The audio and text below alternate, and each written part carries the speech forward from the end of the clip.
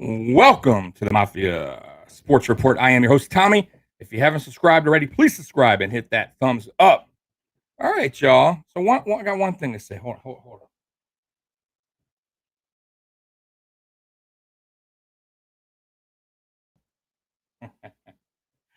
Shout out to NFL Throwback on Twitter for bringing up Eric Moulds. Hen Dog 24. What up, Hen Dog? Thank you for jumping in, brother. Yeah. So NFL Throwback today on Twitter. Posted about a 4-minute video of Eric Moulds today, some of his highlights. So I know a lot of you young cats that are new to the Mafia, new to watching Buffalo Bills. Maybe you guys are only been watching for a few years now. Uh, don't really know about Eric Moulds, and you should. Okay, you really, really should. If you haven't, I suggest you guys go back, watch some YouTube on him. I know it's grainy video, but the guy was Odell Beckham before Odell Beckham, and this is real talk. And you're gonna say, Tommy, you're insane. You're high on drugs. No, I'm not. He was that good. It's unfortunate that he played for so many bad teams, and that's us, for so many years, so many different quarterbacks, so many different coaches, so many different offensive coordinators, so many different GMs. I think he went through, I want to say, 5 different quarterbacks, and he played for the Buffalo Bills for 10 seasons. 5 different quarterbacks. I believe it was 3 different head coaches. So 3 different head coaches, 5 different quarterbacks. Yeah, and the guy played for us for 10 seasons, put up over 9,000 yards receiving. That's unheard of. He's second right now, all-time Buffalo Bill receiving. It's not even close. The next person is Lee Evans with about 5,000 yards.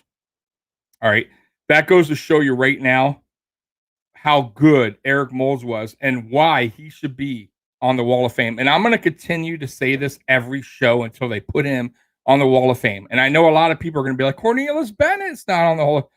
Listen, I love Cornelius Bennett. I do. I've been a fan since '89. Okay, I watched those teams. Okay, my heart hurt. I love Cornelius Bennett. I love Daryl Talley, Bruce Smith. I love those guys, no doubt about it. But Cornelius Bennett did not put up the numbers that Eric Moulds did. And not only that, on bad teams, bad, terrible teams. Okay, there's a big difference, right? Huge difference. And Moulds was that guy. Not only was he one of the top receivers in the league throughout his time in Buffalo, but usually when there's a top dog, especially nowadays, and their teams suck, guess what? They want out. They want out of town. Eric Moulds stayed with us for 10 seasons. Okay, that alone should put him on the Wall of Fame.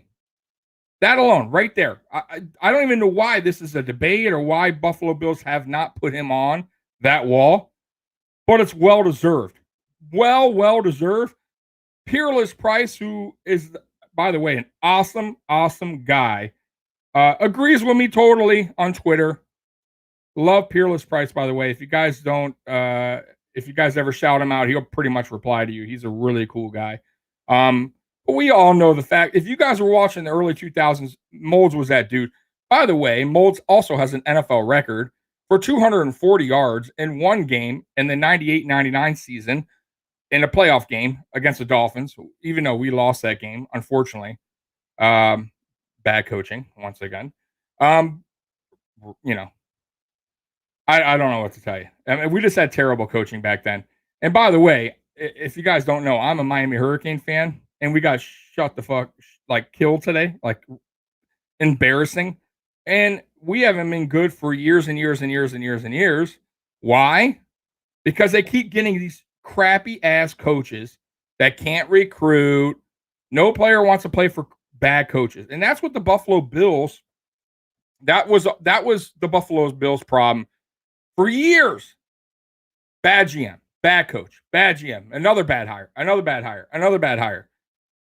Bad free agent signing, bad draft picks. trading all of our draft picks for one player. It was just bad year after year after year after year. This is the guy. This is the guy. This is the guy. Rex Ryan's the guy. Dick Duran's the guy. Greg Williams is the guy. I can name it. I can keep going. I mean, there's a million coaches, you guys. It's ridiculous. Let's see what's saying. Lee Evans, Hen Dog, Lee Evans and Eric Moltz.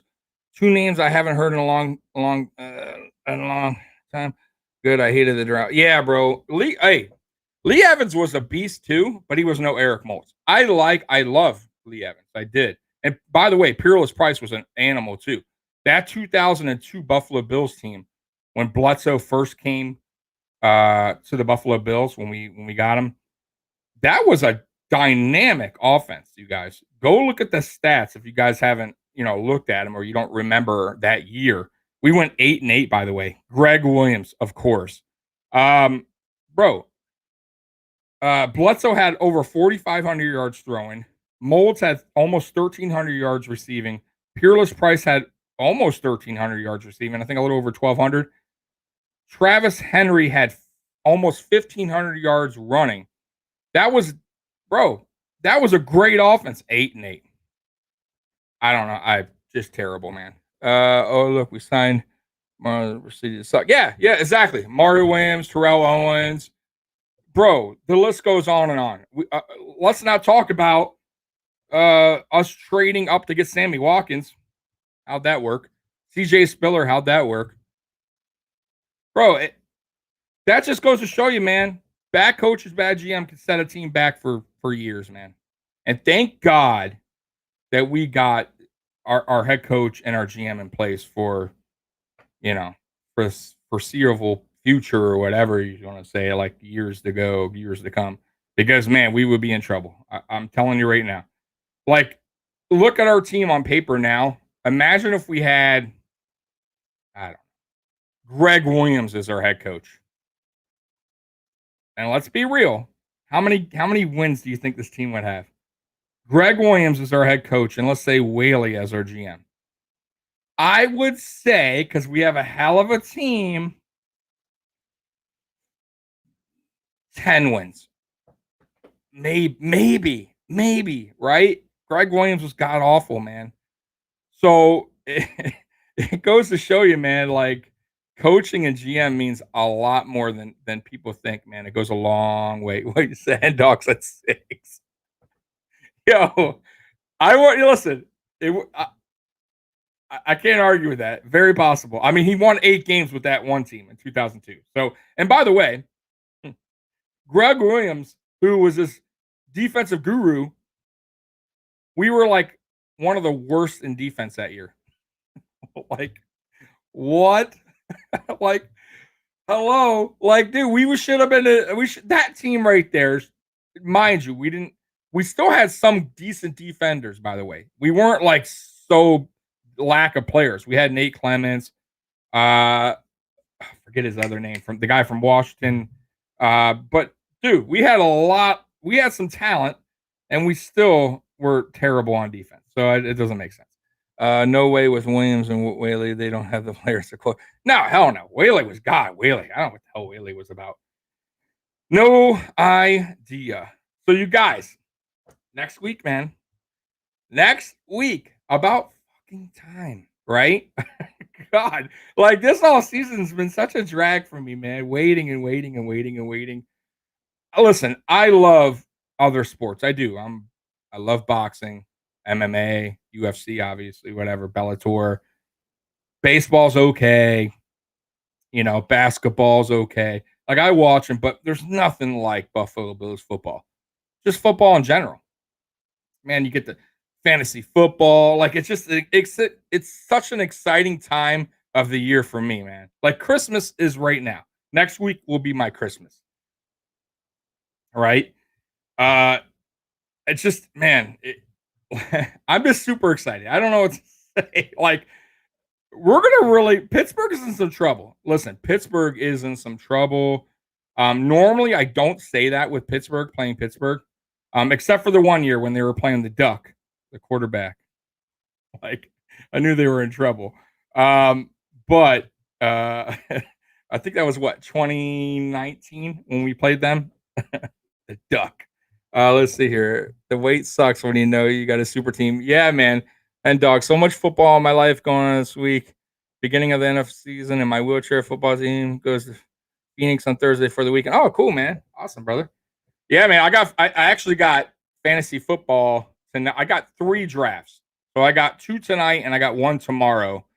I actually won my league last season. I had like 5 Buffalo Bills players on my roster. Like normally I would say it's a bad idea to draft like mostly Buffalo Bill players or like your favorite team player, but we killed it. Like I had Allen and Diggs.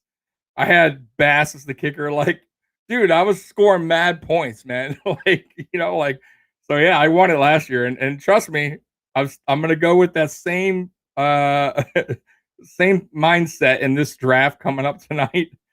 I'm just on the fence if I draft Josh Allen first. I'll be honest with you. Like, and I'm sure people are like, no, take a running back. But man, dude, like if somebody else takes Allen, I'll be pissed. I won my league because of Allen Diggs. Yeah, week 16, exactly, bro. Like they killed it for me. Man. I loved it, man. Like that was a fun. That I'm sure, like I said, everybody who was playing me was like, "Oh God, this guy, Buffalo Bills, Bills Mafia, they're gonna, oh, he has all Bills players. It's gonna be easy win." Man, no, I pretty much I scored like well over in the high hundreds every time. So it was a fun year. But yeah, so normally back to the Steelers Bills game. Normally I say you can't count the Steelers out. They got a hell of a coach. They no doubt about it. But they have an aging Ben Roethlisberger, who I think was a huge mistake bringing him back. If I was Pittsburgh, like I don't get what Pittsburgh was doing there, like with bringing him back. Let me see here. Okay, sorry. Okay, so yeah, I don't get it. Like, why not get a younger quarterback or sign a free agent? Like, I don't know, man. Like, he looked really bad the last few seasons. He started off okay in 20 what was it last year? He was okay throwing the ball a little quicker, but he's still as the games went on, as the season got longer, you could see how he got tired, how teams started blitzing more and catching up with, because what they were doing last year with Roethlisberger was they were trying to get rid of the ball quick, not have him hold the ball too long. But eventually teams figured that out and he got tired, man. He really did. And once people brought the heat and figured that out, they went downhill from there. Because remember, they started off hot. They did. And then they sank. They sank right after that. So bringing him back, man, I think is just, man, I don't know. I don't get what Pittsburgh's doing there. Now they did draft Najee Harris. I like Najee, but I haven't seen him yet in the regular season. I'll be honest, I didn't see him in the preseason. I didn't really watch any highlights, so I don't know what he did. But I'm not really worried, man. Their defense is still pretty good. I'll give them that, but I think our offense is better, and I think that we're going to come out swinging, um, and we're going to score fast and often. Um, and I think Pittsburgh is going to be forced to throw. They're going to have to neglect the run because they're going to be behind so quick. Um, and I think with our pass rush now, man, good luck. Like I just feel like Roethlisberger's not going to have enough time, and he's going to be making some mistakes. I could see us getting the interceptions. I could see us getting at least 2 or 3 because he's rushing the ball to avoid a sack. I definitely could see. I believe Rousseau is going to come out the gate swinging. I could see a 2 sack game for him for sure. Let's see here. Hen dog 11-0, and then Washington and Teron Johnson. Yeah, exactly. Yep. That was a great pick, by the way. Did that same thing in the playoffs. Our 6,000 fans made an impact against the Ravens in the playoff. Let's see what the Steelers do against a full force sport. Oh, dude. Speaking of Bills Mafia, thank God, right? Like fans are back. We had 50,000 for the preseason game against the Packers. And it got loud, no doubt, but that ain't shit. And they still couldn't hear the quarterback. Hurts was still having a tough time hearing I'm sorry, not Hurts. Jordan Love was still having a tough time hearing the play call, and he had to call a timeout. So wait till you get 70,000 crazy Bills Mafia fans in there that have been like waiting for this for the like what? Like, they missed the whole year practically, right? That 6,000 was nothing. Like now you're gonna get the rowdy, the ramped up, the hyped up Bills Mafia crowd in there. And good luck, man, Ben, because it's gonna be a rough day for you. Um, so a couple things. Marquez Stevenson, real quick. He is on IR, but I think it's only a 4-game stint. I believe he will be back. I don't think that's going to be a season like ending thing. Um, I think the coaches really like him. I still think he could be our punt returner or kick returner. I'd like to see him, to be honest with you, more of a kick returner and Isaiah as a punt returner. I just trust Isaiah a little bit more in that role for now. That doesn't mean it can't change.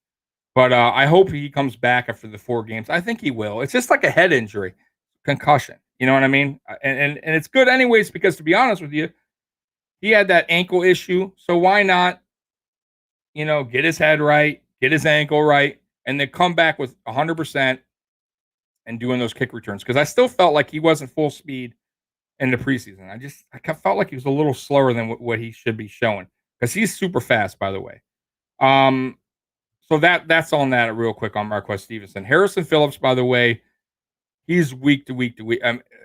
It's probably going to be, if I had to guess with Phillips, I'm going to guess 6 weeks. I'm going to guess you'll see him in like week 6, something like that. But man, I feel bad for that guy, man. Like I already had him on the roster bubble. Now, mind you, he didn't get cut, but like the injuries are killing him, man. And the knee problems are just like, I don't know how long this guy's career is going to be. I'll be real with you. It's kind of like our Mitch Morse with the head thing, right? With the concussions. How long will Mitch Morse be in this, on this team in this league for?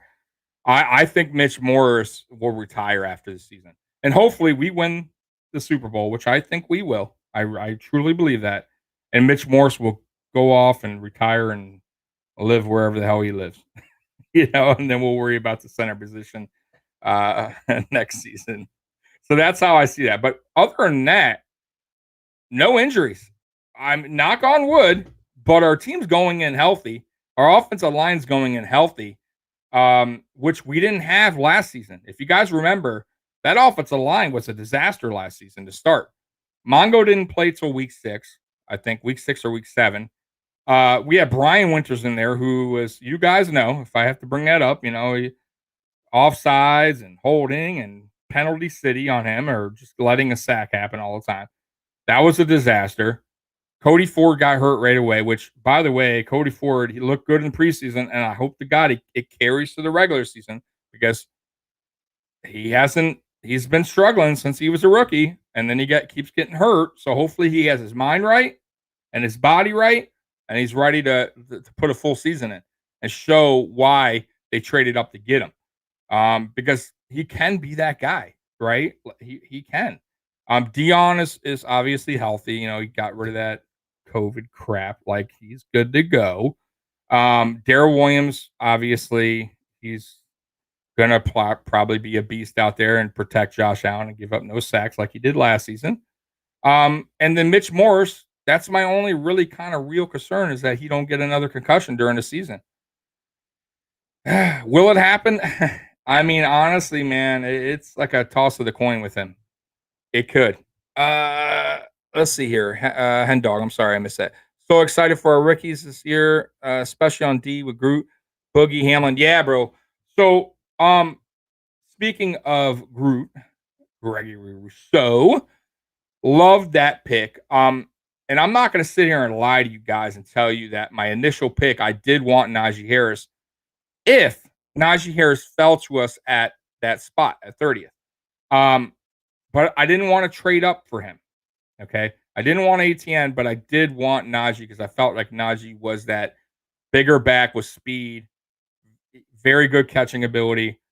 We would have benefited from him, no doubt. And I love Singletary, but if he was there at 30, I think the Bills would have took him. I do. But I did say if he doesn't fall to us at 30, you got to take Gregory Rousseau. Just the fact for what he did in college. Also, the ceiling for this guy is super high. And it's showing already. You guys, listen, if you want to really look at Gregory Rousseau, he's really only played one season on defense. That's it. The guy came to Miami as like a wide receiver tight end or something like that. 6'6", 200 pounds. They transitioned him over to defensive edge rusher. Gained 60 pounds. Okay. So they bulked him up. They put him on edge. His first season as a freshman, he had 15 and a half sacks. What does that tell you? That tells you this guy may have something special. The length, the speed, his size, his height, everything about him screams to me like future Pro Bowler, future All Pro, easily a 10 sack a season guy. I think this season he's going to surprise a lot of people. And I think he's going to get close to that 10 sacks as his rookie season. He could get to the 10, but I'm going to say anywhere between 8 and 9, which is obviously really close to 10. But if he gets 10, I wouldn't be surprised. Let's see here. Ceiling needs, if he played no way, he'd be at 30, let alone probably a top 10. Yeah. So exactly. So if Rousseau would, let's say he didn't opt out that second season of Miami, he for sure, to me, he would have had easily 10 plus sacks again. Easily. And then he would have been a top 10 pick, and we wouldn't even be talking about Rousseau right now. So in all reality, thank God he opted out. Right? Because that helped us. It did. And there was another play. Oh, Gabriel Davis. Perfect example. So Gabriel Davis ran like he had like a bad combine. Like I think he ran slow or something, right? On his 40 time. And the Bills loved it because they knew he's faster on the field. And we got him as a steal. I think we drafted him in the 4th round. 4th round, Gabriel Davis. And Gabriel Davis, to me, looks like he's going to be a 1,000-yard receiver this year. I predict Gabriel Davis will have 1,000 yards this season. I think our 1,000-yard receivers are going to be Diggs, I think Diggs is going to have around 1,700 this season. I think it's going to be Diggs at 1,700. I think Gabriel Davis is going to reach about 1,000. And I think Colby's is going to hit 1,000. I think Emmanuel Sanders is going to have anywhere from 750 to 850. And then the rest, obviously like Devin Singletary will have like 300 or something like that. Davis will be the number 2. Yeah. I think so. I mean, the way it's looking right now, it could be. But now listen, that was a preseason game. I'm not going to get super duper hyped up. But I already saw the potential last season in Gabriel Davis. So, like, I expected him to play better this season. It wasn't like he had a shitty rookie season where, like, hoping for the best. He actually had a pretty decent to pretty good rookie season. He made some hella catches. It's just too bad he got hurt in that Baltimore game, and he couldn't really play in the Kansas City game. He tried, but it wasn't Gabriel Davis. You know what I mean? Like, his foot was all messed up. So, he had some drop passes early on in the season, but he corrected that. I felt like he corrected that later on. And he looked good, man. Like, good. And he's also a good kid, man. Like, I love this team, man. Like, we have a lot of good, not only good players on the field, but just overall good people, man. Like, they just are, man. They're like, you hear nothing really bad coming out of Buffalo about our players. I mean, really, the only negative thing was the Cole Beasley thing, which I personally, and I'm not going to get all into it, I didn't think it was that negative. I just felt like he was, listen, it's Twitter, okay? People preach on Twitter and they speak their mind. This is the new age we're living in, right? This is 2021, right? Twitter's there. People speak their mind. I don't get it, but hey, I do it, I guess, from time to time, right? Like, I do my little rants on Twitter. It's just the way, it's the world we're living in now. And it kind of sucks because the world we're living in is they also people get their feelings hurt quickly. So it's like you have this space where you can rant and talk and say whatever you want. But then on the other hand, you got people that are super sensitive. So it's like it doesn't really mix too well, right? It's like water and oil, right? It's just like it doesn't go well, but it's there. And it's just like I don't know what else to tell you guys. I mean, there's certain people that are outspoken. There's certain people that aren't, right? Like if you notice, like, bro, we have what do we got on our team? Like 70 players or something like that, let's say, a total, right? With the practice squad and all that. How many tweets do you really see from Buffalo Bill players on Twitter? Like who are the people that are really tweeting a lot? Cole Beasley, let's say Diggs, I guess. I mean, Diggs doesn't tweet like crazy. Mongo, I guess. Like, he's kind of he tweets a lot, I guess. Josh Allen, not really. Like, do you ever see Josh Allen tweets?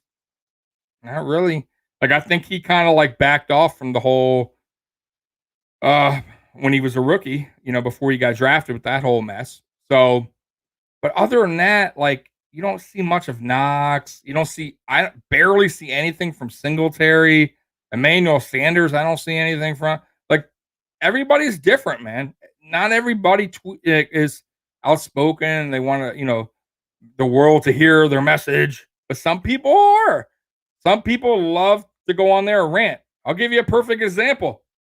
Donald Trump, right? Like that was like his area, I guess. Probably not the best idea, but it's there. So it's kind of like hard not to when you're like one of those kind of people. But anyways, I'm getting off topic. I'm sorry. It just sometimes I don't know. It just that stuff. It's always like interesting to me. Let's see here. We are Bills Mafia. Check your feelings at the door every year. The roller coaster ride, strap and enjoy the ride. Yeah, for sure, man. Hey, 100%.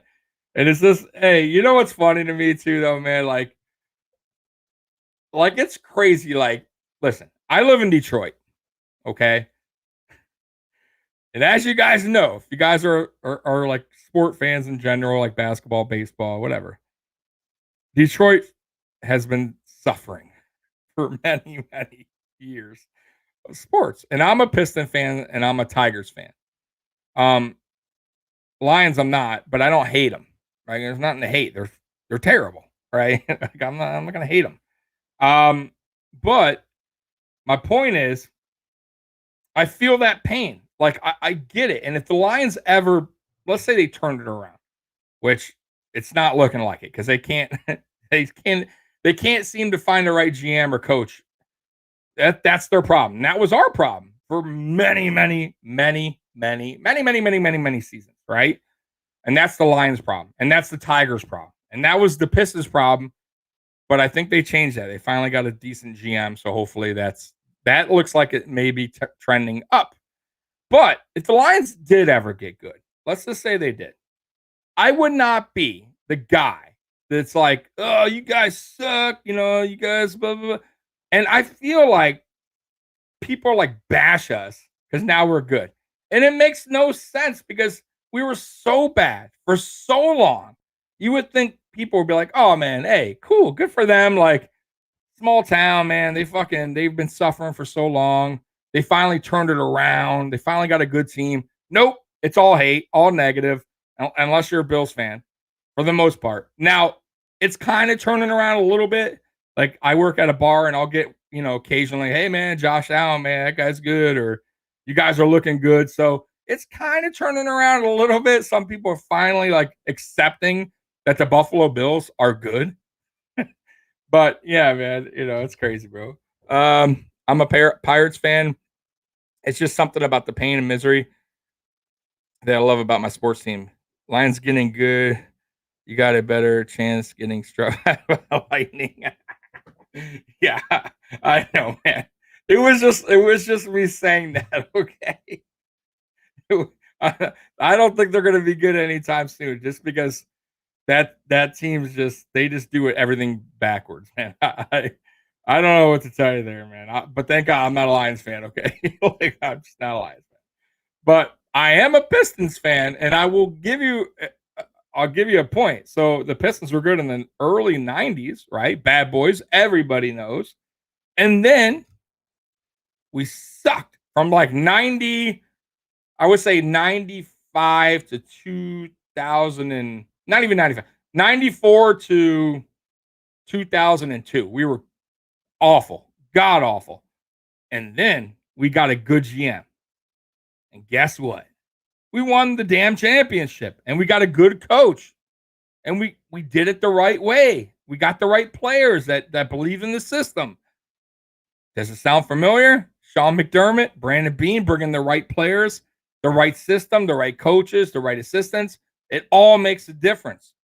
And that's what happens, right? And then what happened? Pistons, they lost the good GM. And then they were back to getting Stan Van Gundy, who wants to be coach and GM. What happens? We're god awful all over again. So it's just like, it all starts from the top, is my point, you guys. It all starts from the top. And then the haters are going to hate. There's nothing we can do about that. And then, of course, the Nick Wrights of the world, who can't get over the fact that Josh Allen is who he is, and he's an elite quarterback in the NFL. He is a top 5 quarterback in the NFL. He can't shake that, because he is that person that no matter what, because he said it from the beginning that Allen sucks, he's going to keep to his word and just lie to everybody. And not only lie to everybody, lie to himself. Clearly, he has to be, because he believes it. Trust me, he does. He believes Allen's no good. He believes our team's no good. And him like bashing our fans for saying MVP, like, come on, man. Like, that's just stupidity. I'm sorry. Dude, that happens in every sport, on every home like field or home court or whatever. That's been going on for ages. When there's a guy that's their top guy, fans chant MVP. Like, that's so wrong. So I don't know, man. Idiot. Let's see here. As a Sabres fan, I hate to say it, but only good thing in Detroit rocks the other Red Wings. Not anymore, though. Red Wings have been terrible. See, I'm not a hockey fan, but I can tell you they've been bad for a while now. But they got a shitload of championships, right? Like, it don't matter. Like, they could suck for a couple more years and they'll be all right. Like, they could just say, hey, you see the wall there of the trophies in the back there? Yeah, it's fucking stacked. Just shut the fuck up. Like, you know what I mean? Like, and I can't wait for us to finally have that Lombardi trophy, right? And we could tell people to shut the fuck up, because we're going to get that. I truly believe it. I do. And I don't think it's going to be a one and done either, because this team is being set up to win multiple championships, in my opinion. We are young. We got a young quarterback who's still hasn't reached the ceiling. To me, he hasn't. He's still getting better and better. That's scary. We got a young Gabe Davis. We still got Diggs, who's pretty young, right? We got young edge rushers who are looking like they're going to be beasts. AJ Epinesa, Gregory Rousseau, Boogie Basham. Like, we have a young team. DeMar Hamlin's going to be good in a couple of years. It's a scary team, man. Like, this team is just being set up for the future. It's crazy. Let's see. Hen Dog, it still hurts, but her last one team wins it all. Yeah. Hey, no, listen, that's a great point. And I'll go back to basketball again. When the Pistons were terrible and we finally won in 2004, it felt so good, because it was such misery for so long for me. And to finally say, like, I stuck with that team. I didn't never gave up on the team, and we finally won it. It feels just, I don't know. It's hard to explain, but the feeling is just triple than I'm sure like a Patriots fan, that just won their 5th or whatever fucking would feel like, right? Like, it means more, I don't know. That's just my opinion. We have great players in heart and heart. Yeah, man, we do have great players. We really do. And we've been drafting very, very well. And to the point somebody made earlier about Hamlin, listen, I guarantee a lot of people didn't even think he was going to make the team. But when I watch all these preseason games, That dude stood out. Damar Hamlin was everywhere on the football field. He was making tackles. He was getting fumble recoveries. I just said, man, that guy has to make the team. He's hustling his ass off. He has to make the team. And sure enough, he did. I had him to make the roster. And I'm sure, and I think some people didn't. They had him going to the practice squad. I had him making the roster, and he did. I thought he earned it, man. The only guy I thought that earned his spot that and then they cut was Hollister. That was the one. I got to say, the only surprise out of probably everything. Maybe the Daryl Johnson trade was a little surprising, but I get it. But I think that the getting rid of Hollister, I was a little surprised, man, because I thought he outperformed Knox. I did. And I still believe in Knox. I guess I'm like, I got this McDermott Bean mentality. I see the good side. I see the possibility of not greatness, but a good tight end in Knox. But man, it's just like, then I watch preseason, he's dropping some fucking passes again. It's like, come on, man. Like, what is going on with you, Knox? Like, they're giving you every opportunity to be the tight end for this football team. And you are blowing your opportunities, man. Like, this is his last season. It is. And I've been saying that, by the way. I knew he was going to make the team. I didn't think Hollister would be cut, though. I thought Hollister, to be honest with you, was going to be like the tight end too. And I thought maybe what they would do is see how the season goes, how the games go. And if Knox was just not cutting it, that Hollister would take over as a tight end one. But I guess they feel different. I guess they think not. They still see that potential in Knox, which is cool, man. I really hope they're right, man. And I hope for Knox, you know, that he's out by the jug machine, he's catching balls or switching gloves or something, man. Because you got to catch those, brother. All the wide receiver room, I knew they were going to keep 7. I knew it. Marquez Stevenson earned, by the way, and I did a video about Marquez Stevenson when he first got drafted. I thought he was the steal of the draft for our draft. Like, I thought he was a steal for 6th round. I thought we were getting a really fast player, a guy that played pretty good in Houston, put up good numbers. I thought he could be our future kick returner, and I was right. He made the roster. So what does that tell you, man? That draft was we drafted very well, by the way, in that draft. Bills versus 49ers. Bills win it all. I don't know. I'm not sold on the 49ers. And I don't know if Tampa's going back either this season. It's tough to get back to the Super Bowl. And it's just another year of Brady getting older, man. And I know that everybody keeps saying that and he keeps proving them wrong. But facts are facts. He is getting old. He's getting older. Will they win it again, or will they go back? I'm gonna say no. I don't think Tampa's going back to the Super Bowl this season. I just don't.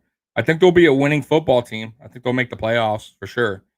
But I think I don't see him going back. I could be wrong. We'll see how the season goes, but it's just tough to get back. It really is, and that goes to show you those 90 Bills, boy, 4 in a row. Even though we lost them, we ran the fucking AFC. We ran the AFC. That wasn't our fault that teams couldn't beat us. Sorry. I know it sucks that you had to watch us lose another Super Bowl and your team couldn't be there to try to win one, but then beat us. You know what I'm saying? So it is what it is. Let's see. I think the Bills are all in on Knox and Devin Singletary. That's why the Bills drop Hollister. Listen, speaking of Devin Singletary, that's why he was actually on the photo of the video here. As many of you guys know, I love Singletary. I do. I truly believe, I get that there is running back by committee, but there's still a depth chart. There's still an RB1. He is our RB1. I said it from the beginning of the season or during OTAs or whatever, preseason, when everybody was putting videos out about Matt Breida being the RB1 or Moss taking over. And I'm not saying Moss won't get a lot of reps because he will, for sure. But Singletary has proven again that he deserves that spot on that depth chart as RB1. He had a hell of a preseason. He shedded some weight. He gained some muscle. He looks faster. He looks more explosive. I think, and I'm going to call it, I think Devin Singletary gets 1,000 yards this season. I do. Even though we're a pass-heavy team. But you guys got to remember this. I truly believe our offense is so dangerous that we will be scoring quick and often, and we will be way up in a lot of these games by like the third quarter, and we will start running the ball more. And I think that Devin Singletary will get a lot of his yards in the third and fourth, like midway third quarter to the fourth quarter. And I think he'll get 1,000. I do. Or damn close to it. And Zach Moss will probably get his. I think Zach Moss is good for 650, something like that. 600, 5 to 600, 5 to 650, let's say. Let's see. Devin got bigger in a good way. He looks ready. We saw it in the preseason. Yeah. So, man, Devin Singletary got jacked up, man. Like that dude, I don't know what the hell he was on, where he was working out, but that dude got jacked up, man. And listen, just because you get jacked up don't mean like you're a better running back. But he just looked more explosive. He looked a little faster, which that was the thing about Singletary, right? He didn't have explosiveness. His speed's slow. I don't know, man. That preseason, he looked pretty fucking explosive and fast to me. And dude, that dude, even though he's short, 5'7", he's like 210 pounds. That dude could take a hit. You better be prepared to tackle him. Like, he can run you over. I made a good, let's see here, H6, 1625. I made a good point to reach a little for Devin in my fantasy league. I see big things coming. Yeah, for sure. Hey, listen, man, like that's a sneaky pickup. I'm gonna pick him if he's on available like later rounds for 100%. Why not? I think, like I said, I think he's gonna have a sneaky good year because I don't think people are expecting it. And Moss too. I think Moss will still get about, like I said, 600-700 yards, something like that. Moss might have more touchdowns than Singletary because of the goal line thing, but we'll see. That's not necessarily the case. We'll see how it goes. But week one. So I'm gonna run through this real quick. Steelers Bills. I think we're gonna kill them. I do. I have the score being something like 42-13, something like that. Like, we're gonna be in the high 40s. I don't think they score 20. I just don't. Bills Dolphins. I think that will be a little bit closer.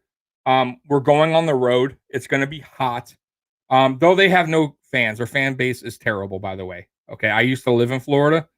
Their fan base sucks. I'll be real with you. Their basketball fans aren't too bad. I'll give them credit for that. They do show up for the Heat games. But the Dolphins games, no, man. Dolphins and baseball, they leave by like the second quarter. It's too hot for them. Bills Mafia will show up, and they'll show up in a big amount. Like, you'll probably hear a lot more Bills fans than Dolphin fans. But that's still being said. It's going to be really, really hot. On the road, I think the Dolphins defense is pretty good. Okay, they do got Xavier Howard. But I don't trust their offense. I don't trust their quarterback yet. I think we win that one. I'll say like 35-20. So, I mean, still win pretty big. Like, you know what I mean? Washington at Buffalo. I think listen, I like Fitzmagic, but it's another year, once again, kind of like this Tom Brady thing of him getting old. You know what happens when Fitz, he sometimes gets a little excited, throws a lot of interceptions. I think we're going to kill them. I could see us. Now, they have a good defense too, but I think we're going to score like 35 points, something like that. It'll be like 35-9. I don't see them scoring much. They don't have their offense is I'm not worried about their offense. All right. Texans at Bills. Must I tell you guys this? We're going to kill the Texans. I like the Texans probably are the worst football team. They're right there with the Jets. I'll be real with you. They may be worse than the Jets. That right there is I think we're going to kill them. I think it's going to be like 47 to like 6. Like, honestly, they're that bad. All right. Now, here's where it gets tough. Here it is. Bills at Chiefs. All right. Sunday Night Football. It's going to be tough. I think that's going to be a hell of a fucking game. I think it's going to be a hell of a game. I think that's going to be a super high scoring game. I still think our defense will do good, but the Chiefs are the Chiefs until someone proves them wrong. But I think that's going to come down to the last 2 minutes, and I think we win by like a field goal.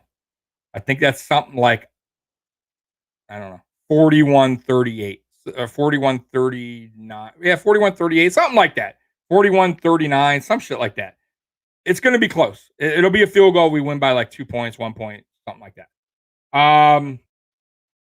So now here's where you guys are going to get mad at me. Now listen, this is early season predictions. I'm going to do my predictions each week of the new game coming up. So this is just early season prediction. This doesn't mean I can't change my mind. Remember that. I don't want you guys yelling at me here. Bills at Titans. I think Monday Night Football, I think we are tired from that Chiefs game. I think that Chiefs game wore us out. Our team's a little tired, a little bruised up maybe. I think we lose that game. Okay, we're on the road. I think Tennessee is a better team than people think. Okay, I know people bash Ryan Tannehill, but to me, still a top 15, like top 10, I would say top 15. He's in the middle of the range in the quarterbacks. I think he's okay. I don't think he's that bad like people say. I think he's okay. And then they got Julio Jones. They got A.J. Brown. Of course, they got Derrick Henry. I think that's a close game, but I have a feeling we lose that game. Okay. Now, like I said, this is early season predictions. This can change. All right. Now, Dolphins at Bills. We win again. I think we come back from that Tennessee game. We're fucking pissed. I think we blow them out. Okay. Like 40-10, let's say. Bills at Jaguars. No, I think we kill them. I think Trevor Lawrence is going to get sacked multiple times. Good luck. That's another 40-plus game. Bills at Jets. Come on, you guys. That's like 50-6 or something like that. I don't see that close. Colts at Bills. I don't know yet because I don't know about Wentz. I have no idea. I doubt he even makes it to that point. But let's say he does. They're a decent team. They are. They fought us in the playoffs. But we are at home. I think we win that. I'll say 35-21. Okay. Bills at Saints. Now, I don't think I have a feeling we're not gonna play in New Orleans.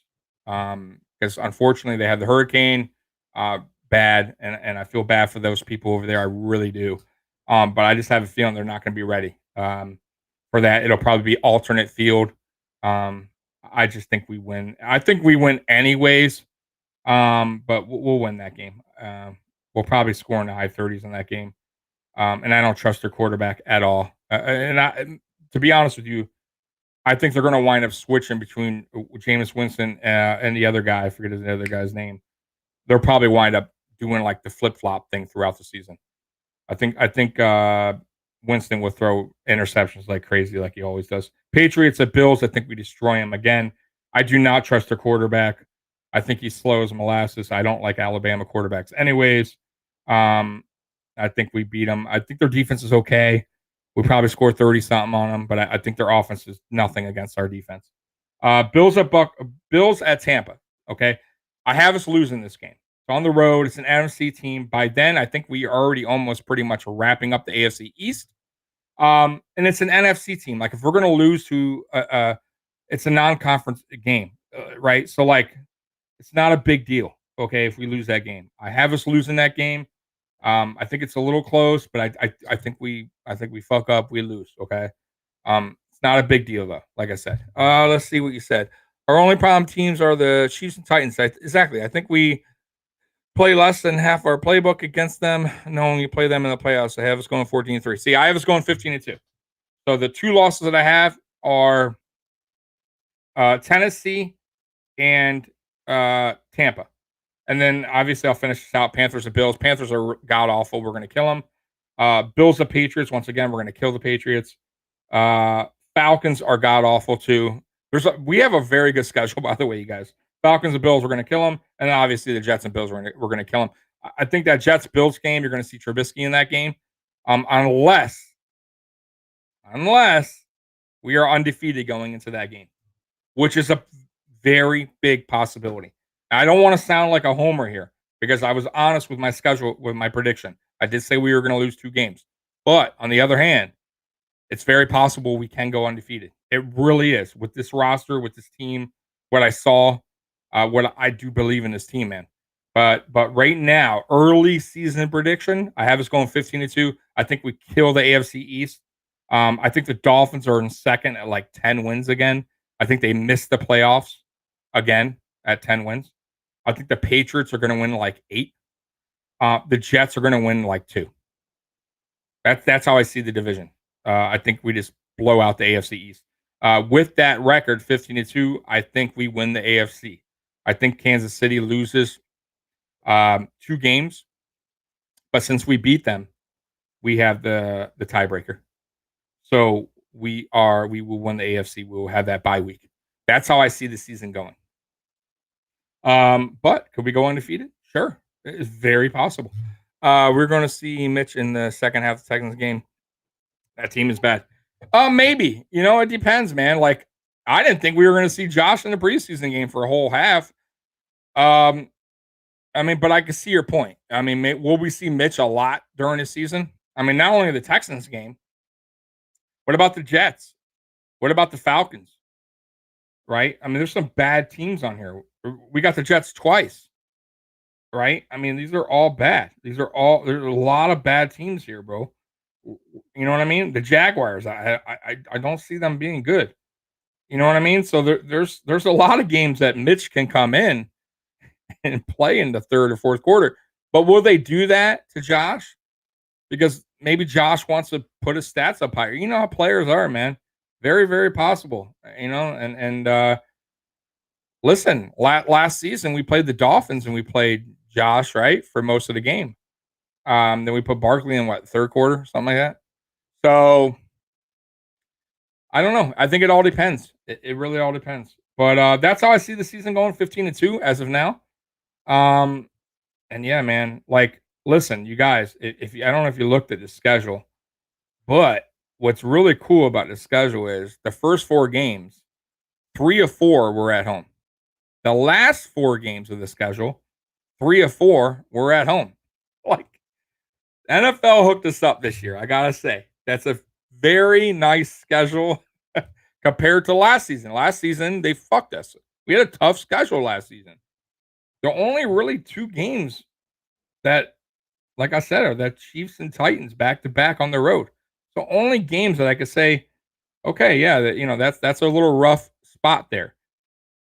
But other than that, man, like, dude, the teams are playing, and just the fact that we're on the road or at home 3 of 4, and then last 4 3 of 4. That's awesome, man. Like that's like unheard of. Let's see here. If you are in the lead by a lot, we will want to protect Josh, paying him too much to not protect him. Yeah, we'll see. We'll see how it goes. I get your point, but usually, I'll be honest. Usually, you don't see backups come in like during the regular season early on. You just don't. Unless it's a total blowout. I don't know, 43-3 entering the fourth quarter. Then, yeah, maybe. You know what I mean? Like, but it's rare that you see a backup come in, even on blowout losses for any team, right? I'm just saying, like, it doesn't happen much. But I get your point. Like, I wouldn't want Diggs in there risking an injury just to, get 50 more yards, right? It wouldn't make any sense. But I don't know. That's just usually how it goes. They keep the players in for the full game. But yeah, man. Listen, you guys, I got fantasy football. I gotta get out of here. But hey, you guys, let me tell you something real quick where I'm gonna be. Oh, hold on. One more question. Singletary will have a career game against the Texans. Call him now. Yeah, dude, Singletary. I'm telling you, I think Singletary will have 1,000 yards. I do. There's a lot of games there where he's going to have a chance to run in the third, fourth quarter when we're way up. I'm telling you right now, people are going to be shocked. People are going to get jumped back on the Singletary train Because if you don't remember his rookie season, I'll never forget it on Twitter. People, when we drafted him, hated the draft pick initially. I was all for it. I actually tweeted out they should draft him, and they did. Thank God, I was so happy. But anyways, people were like, "Oh, terrible third round. I can't believe, Devin's like, why? We got, Shady McCoy. We got Frank Gore's fine." And then what happened? He was our spark against the Jets. That's the reason why we won that game, in my opinion, that first game. We barely used them for the first 3 games. We started using them. Then Twitter, people are like, you got to run Singletary more. You got to get him more involved. Why isn't Dable getting Singletary involved? We need to run the ball more. Right? That's all I saw on Twitter that year. Right? 2019. Then the season ends. He had a pretty good season. 750 yards. He averaged 5 yards a carry. Led the league. I think he was tied with Derrick Henry. We draft Zach Moss. Then all of a sudden, Bills Mafia's off the Singletary train onto the Moss train. Now they want Moss to be the RB1. Why? It doesn't make sense to me. Like, I can understand if Moss was a freak in college and he, was leading the nation in running and we drafted him with the first round. Fine, I get it. But he was a 3rd round pick. He was good in college, but Singletary was better, by the way. Singletary, they're both the same size. Moss is a little bit heavier, not by much, maybe 5 pounds. It's not crazy. Singletary still can run people over just like Moss. Singletary is more elusive than Moss. They both got the same speed, and I think right now Singletary may be a little bit faster than Moss. So yeah, I think Singletary will win those fans back, and hopefully they understand moving forward that Singletary is the guy for now. He was hurt early, came back. Yeah, exactly. And then Singletary actually was out like 3 games. He still got 750 yards rookie season. So that goes to tell you, man. And he had almost 1,000 all-purpose yards. That was a good rookie season. I have no complaints. Nobody should complain about that. You know what I mean? Like Dawson Knox, fine. Complain about Dawson Knox. Complain about Cody Ford. Complain about Ed Oliver. But in that draft class, as of right now, Devin Singletary has done more than anybody else in that draft class, in my opinion. And I love Ed Oliver. And I still think Ed Oliver is actually going to have a really good season this season. And it wasn't all his fault because Starr opted out last season and he was put in a different position. It was a little tougher for him. I get that.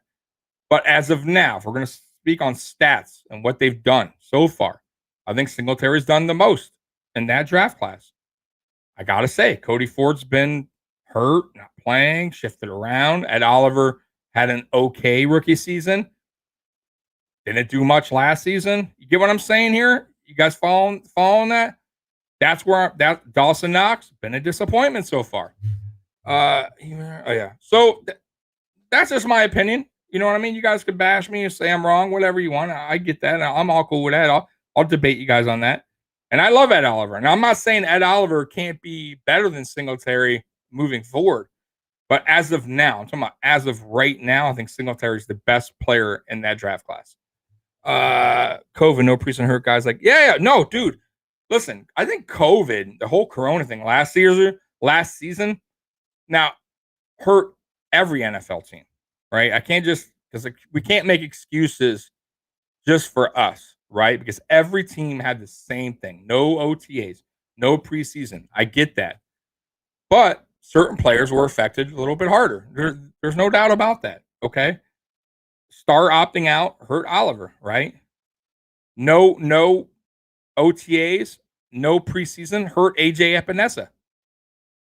Like these are facts, right? And of course, listen, I don't know other NFL teams, and I don't know what players were affected on their squad. I'm just talking about this squad, and that for sure was a problem, 100%. And now you're seeing because now we had OTAs, now we have preseason. Now you're seeing guys like AJ Epinesa, like develop better. Like now he can practice with guys. Now he has longer OTAs, more reps, more preseason games. Like he didn't have that last season. So yeah, that did definitely affected these guys. We win the Super Bowl if COVID didn't happen. Listen. So, I don't know. So here's my problem with that.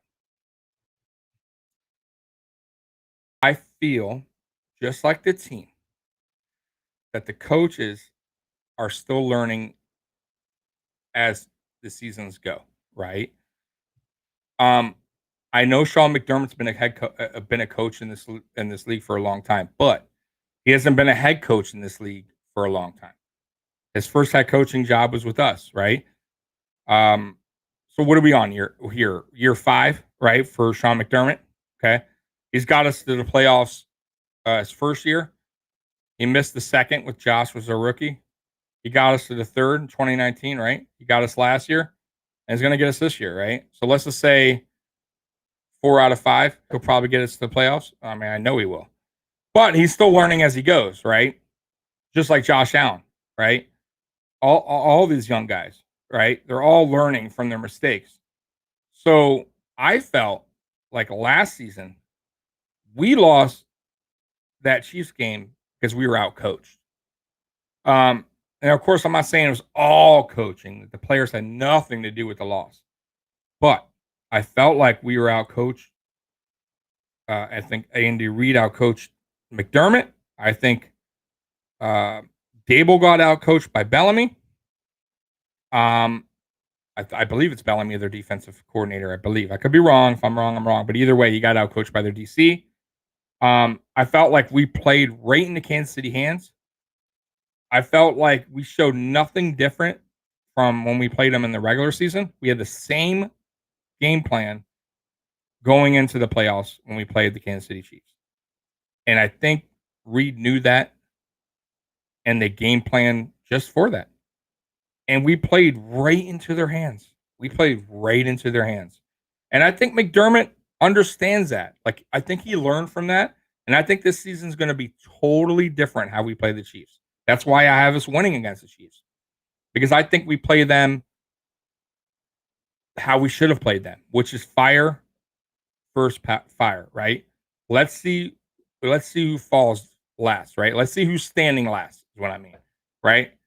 Like, put it this way, like two heavyweight contenders in the ring, just fucking going at it, right? No defense, let's just say. Just fucking let's see who can last the longest before getting knocked out. That's how I expected last season's game and the playoffs to go when we went against the Chiefs. I really did. I thought that game was going to be a high scoring game. It was going to come down to the last 2 minutes. But we decided to play this fucking soft football where we were going to run it and try to keep them off the field. And that was not how we play football the whole season. We were a high scoring team. We play 4 or 5 receiver sets constantly, right? We knew our defense struggled for most of the season. It was not going to change. We should have just kept the foot on the pedal on offense. And hey, we scored, they scored. We scored, they scored. Let's see what happens in the fourth quarter. That's what I expected. And it didn't go down that way because we try to play this totally soft zone defense. Then we played this running style offense that we didn't do all season long. Now we're going to put TJ Yeldon in the game. And it was just so disappointing. We took no chances. We did no trick plays. We did nothing. No jet sweeps. We were going for field goals at the end of the half when normally we were going for touchdowns at that, during the regular season. There was a lot of things we like got scared. We played it safe. You cannot play it safe in the playoffs. You got to go all out. And I felt like we held back.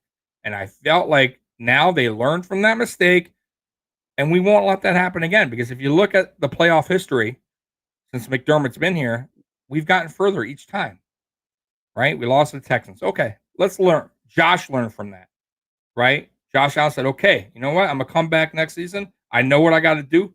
And what did he do? He worked all in the offseason. He changed his mechanics. He saw a specialist. McDermott, I'm sure, changes whatever he had to change.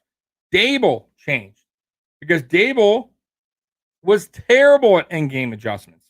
And what did he do? He did a lot better at in-game adjustments. I still think he struggles a little bit coming out second half, but he did a lot better. He really did. So I think the coaches are going to just like the players. Okay, that's how I feel, and I think now we're ready. We are ready. Super Bowl bound. Like this is it. So, guys, man, we're getting our ring is coming. Yeah, yeah, for sure, man. I believe it's this season. I do. I do. But guys, hey, I got an announcement.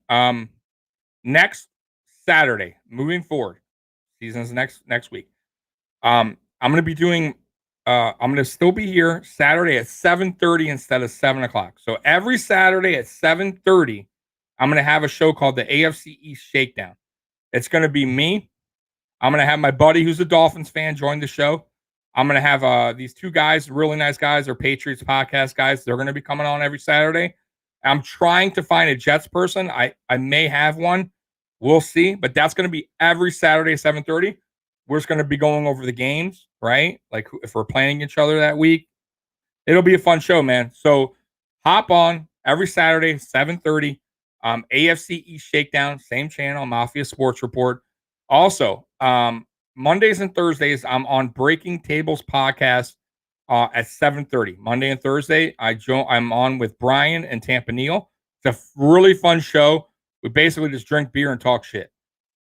So if you got a beer and you want to just have some fun, man, you can call into the show. Actually, too, you can call in. There's a number, and just kick it with us. Also, they do giveaways. Like we just gave away. What did we give away? I think they gave away Jordan Poyer signed jersey. The last show we did. I think they gave away something else, another jersey that was signed. Deion Dawkins. Oh, Deion Dawkins football. So they do giveaways. And bro, it's real easy. You just call in, you answer some bullshit questions. It's fun, man. And then also on Friday, I'm on hashtag. If you guys don't know, I am on hashtag now. Hashtag sports. I have a Friday show at 7:30 called Tailgate Talk. It's me and my partner Mike. And yeah, not my partner, by the way. My buddy. He lives in California. Not that there's anything wrong with that. The office. But yeah, it's my buddy lives in California, Mike. And that's a fun show. It's Friday at 7:30. Mario was on actually with us yesterday. So yeah, man, cool show. I'm everywhere. And also, by the way, I'll be doing a post game every Buffalo game we play. If it's on a Sunday night, I'll be doing a post game. If it's on a Sunday daytime, I'll be doing post game. Monday, same thing, post game. Okay. Hey guys, thanks for watching. And you guys know Bills Mafia #1. And wait, what does this guy say? Wait, Jets have fans? I guess they do.